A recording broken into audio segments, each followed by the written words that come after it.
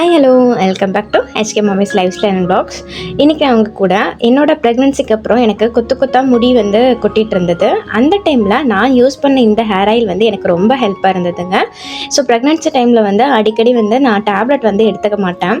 அவங்க கொடுக்குற calcium tablet, next vitamin tablet எதுவுமே ஒரு 3 மந்த்ஸ்க்கு தான் கரெக்டாக எடுத்தேன். அதுக்கப்புறம் நான் கரெக்டாக ஃபாலோ பண்ணல.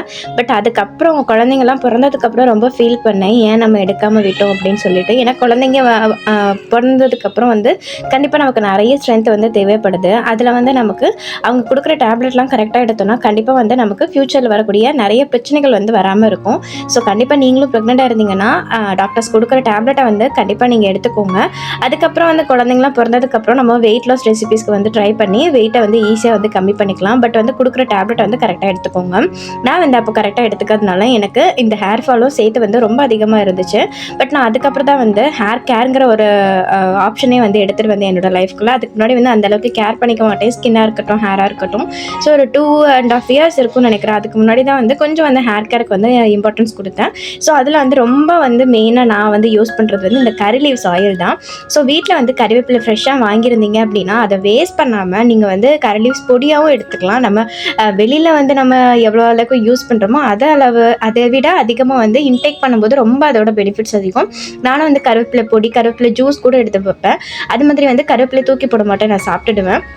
பட் இன்றைக்கி நம்ம மேக் பண்ண போகிறது கருவேப்பிலை ஹேர் ஆயில் தான். கருவேப்பிலை நல்லா ஃப்ரெஷ்ஷான கரி லீவ்ஸ் நல்லா ட்ரை பண்ணி வச்சுக்கோங்க. வாஷ் பண்ணிவிட்டு ட்ரை பண்ணிக்கோங்க. ஏன்னா வாஷ் பண்ணாமல் நீங்கள் ஆட் பண்ணும்போது தலையில் லைட்டாக அரிப்பு வரும், அந்த மாதிரி நம்ம ஆயிலாக மேக் பண்ணும்போது. அதனால் லைட்டாக வாஷ் பண்ணிவிட்டு ட்ரை பண்ணிக்கோங்க. ட்ரை பண்ணிவிட்டு இந்த மாதிரி மிக்ஸி ஜாரில் ஆட் பண்ணும்போது இது கூட ஒரு ஸ்பூன் நீங்கள் வெந்தயம் ஆட் பண்ணி கொரகொரப்பாக கிரைண்ட் பண்ணிவிட்டு நெக்ஸ்ட்டு நம்ம ட்ரை பண்ணி வச்சுருக்க கரி லீவ்ஸையும் ஆட் பண்ணிவிட்டு நல்லா கிரைண்ட் பண்ணிக்கலாம். தண்ணி எதுவும் ஆட் பண்ண வேண்டாம். அந்த கருவேப்பிலையில் இருக்கக்கூடிய அந்த ஈரப்பதமே லைட்டாக நமக்கு திக்காக அரைஞ்சு கிடச்சிரும். ஸோ அதை நம்ம செக்கில் ஆட்டின தேங்காய் எண்ணெயை நீங்கள் ஒரு 1/2 லிட்டர் போல் எடுத்துக்கோங்க. நான் இரும்பு சட்டி எடுத்துருக்கிறேன். ஸோ ஆயிலில் ஊற்றிட்டு நெக்ஸ்ட் ஆயில் சூடாகிறதுக்கு முன்னாடியே நம்ம கிரைண்ட் பண்ணி வச்சுருக்கிற அந்த கறிவேப்பிலை நெக்ஸ்ட் வெந்தயமும் ஆட் பண்ணிக்கலாம். ஸோ அதை லைட்டாக நம்ம நுரைச்சி வரும்போது நம்ம இது கூட நம்ம ஆட் பண்ணக்கூடிய ஒரு முக்கியமான பொருள் கருஞ்சீரகமும் நமக்கு ஹேர் ஃபாலை கண்ட்ரோல் பண்ணி ஹேர் க்ரோத்துக்கு நமக்கு முக்கியமான ஒரு பங்கு இருக்குது இந்த கருஞ்சீரகத்தில். அதனால் அதையும் மிஸ் பண்ணாமல் நீங்கள் ஆட் பண்ணிக்கோங்க. இந்த மாதிரி நுரைச்சி வரும்போது நீங்கள் இதை ஆட் பண்ணிக்கலாம். நல்லா மிக்ஸ் பண்ணிக்கோங்க. இதை சிம்லேயே வச்சு காய்ச்சணும். அப்போ தான் இதோட பெனிஃபிட்ஸ் அதிகமாக கிடைக்கும். அது மாதிரி இந்த மாதிரி நீங்கள் சிம்லேயே வச்சு கருகிடக்கூடாது. அந்த கரி லீவ்ஸ் கருகிடாத அளவுக்கு நம்ம காய்ச்சிக்கணும். ஸோ கருகிறதுக்கு முன்னாடியே நம்ம சிம்லேயே வச்சுருக்கணும்னா அந்த அளவுக்கு கருகாது. ஸோ லைட்டாக ஒரு கிறிஸ்பினஸ் வரும்போதே நம்ம ஸ்டவ் ஆஃப் பண்ணிடலாம். நெக்ஸ்ட்டாக ஆஃப் பண்ணிவிட்டு 1 டே ஃபுல்லாக அந்த இரும்பு சட்டிலேயே வச்சுருங்க. ஸோ நம்ம அதில் இருக்கக்கூடிய அயன் ஸ்ட்ரென்த்தும் நமக்கு கிடைக்கும். ஸோ இந்த மாதிரி 1 டேக்கு அப்புறம் நம்ம இதை ஃபில்டர் பண்ணி எடுத்துக்கலாம். ஃபில்டர் பண்ணி நீங்கள் பாட்டிலில் கண்டிப்பாக ஒரு 3 மாதத்துக்கு கூட நீங்கள் ஸ்டோர் பண்ணிக்கலாம். சப்போஸ் நீங்கள் கொஞ்சம் கசடு படிகிற மாதிரி இருந்துச்சு அப்படின்னா டபுள் பாயில் மெத்தடில் லைட்டாக சூடு பண்ணிவிட்டு கூட நீங்கள் அப்ளை பண்ணிக்கலாம். அது எப்படின்னா ஒரு சுடு தண்ணி வச்சுட்டு, அதாவது ஒரு சுடு தண்ணி ஒரு பாத்திரத்தில் நல்லா கொதிக்க வச்சுட்டு அதில் இந்த எண்ணெயை ஒரு பவுலில் வச்சு பிடிச்சிக்கோங்க. லைட்டாக அது ஹீட் ஆனதுக்கப்புறம் அதை நீங்கள் கொஞ்சம் ஆறுனதுக்கப்புறம் நீங்கள் ஹேருக்கு யூஸ் பண்ணிக்கலாம். மறுபடியும் நம்ம சூடு பண்ணணும்னு அவசியம் இல்லை. ஏன்னா 3 மந்த்ஸ்க்குள்ளேயே நீங்கள் காலி பண்ணலாம். ஏன்னா டெய்லியுமே இதை யூஸ் பண்ணிக்கலாம். நான் டெய்லியுமே யூஸ் பண்ணுவேன் நான். ஸோ அப்பப்போ கருவேப்பிலை ஃப்ரெஷ்ஷாக கிடைக்கும் போது இந்த மாதிரி ரெடி பண்ணி வச்சுப்பேன். ஸோ இது நம்ம கடையிலேருந்து வாங்க வேண்டிய அவசியமே இல்லை. வீட்டில் கிடைக்கக்கூடிய கருவேப்பிலையை வச்சே நம்ம வீட்டில் இருக்கக்கூடிய அந்த தேங்காய் எண்ணெய் யூஸ் பண்ணியே நம்ம யூஸ் பண்ணிக்கலாம். இந்த சம்மருக்காக நீங்கள் கொஞ்சம் கேஸ்டர் ஆயில் ஆட் பண்ணணும்னு நினச்சிங்கன்னா 1லேருந்து 2 ஸ்பூன் கூட கேஸ்டர் ஆயில் ஆட் பண்ணிக்கலாம். பட் அந்த அளவுக்கு கேஸ்டர் ஆயில் ஆட் பண்ணணும்னு அவசியம் இல்லை. பட் உங்கள் உடம்பு ரொம்ப ஹீட்டாக இருக்குது அப்படின்னா, நிறைய ஹேர் ஃபால் அதிகமாக இருக்குது அப்படின்னாலும் நீங்கள் 2 ஸ்பூன் கேஸ்டர் ஆயில் ஆட் பண்ணிவிட்டு இந்த மாதிரி நீங்கள் எண்ணெய் காய்ச்சி வச்சுக்கலாம். ஃபில்டர் பண்ணும்போது ஒரு துணியில் ஃபில்டர் பண்ணிக்கோங்க. ஏன்னா திப்பிகள் நிறைய இருக்கும். இந்த மாதிரி அதிகமாக கப்பிகள் இருக்கும்போது நம்ம ஒரு கிளாத்தில் ஃபில்டர் பண்ணும்போது நமக்கு அந்த அளவுக்கு நமக்கு கப்பிகள் எண்ணெயில் இருக்காது. ஏன்னா சின்ன சின்ன அந்த பார்ட்டிகல்ஸும் கூட என்னென்னா நமக்கு தலையில் அரிக்கிற மாதிரி ஒரு ஃபீல் ஏற்படுத்தும். அதனால் இந்த மாதிரி நீங்கள் ஃபில்டர் பண்ணிக்கோங்க. ஃபில்டர் பண்ணிவிட்டு இந்த கப்பிகளை கூட நான் வேஸ்ட் பண்ண மாட்டேன்.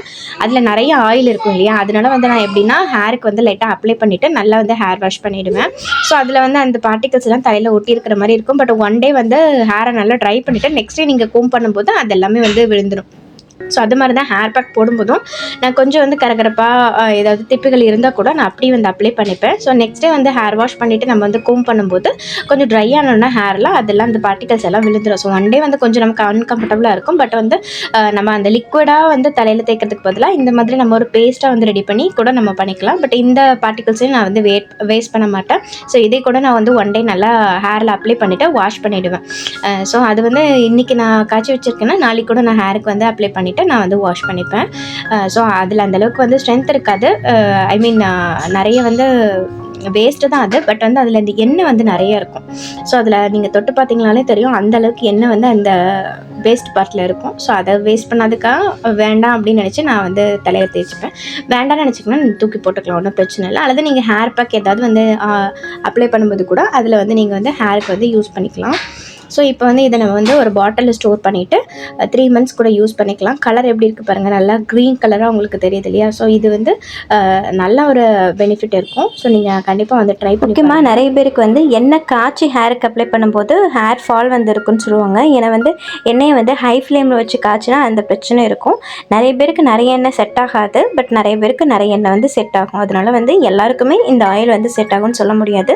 ஸோ ஒன் டைம் வந்து ட்ரை பண்ணி பாருங்கள். ட்ரை பண்ணி பார்த்துட்டு உங்களுக்கு ஓகேவா இருந்துச்சுன்னா கண்டிப்பாக நீங்கள் இது வந்து மறுபடியும் செஞ்சு நீங்கள் வந்து யூஸ் பண்ணி பாருங்கள். ரொம்ப ஈஸியான வந்து ஹேர் ஆயில் தான். டாக்டர்ஸ் கூட இது வந்து 10 out of 10 வந்து கொடுக்கலான்னு சொல்கிறாங்க இந்த மாதிரி கரி லீவ்ஸ் ஆயிலுக்கு.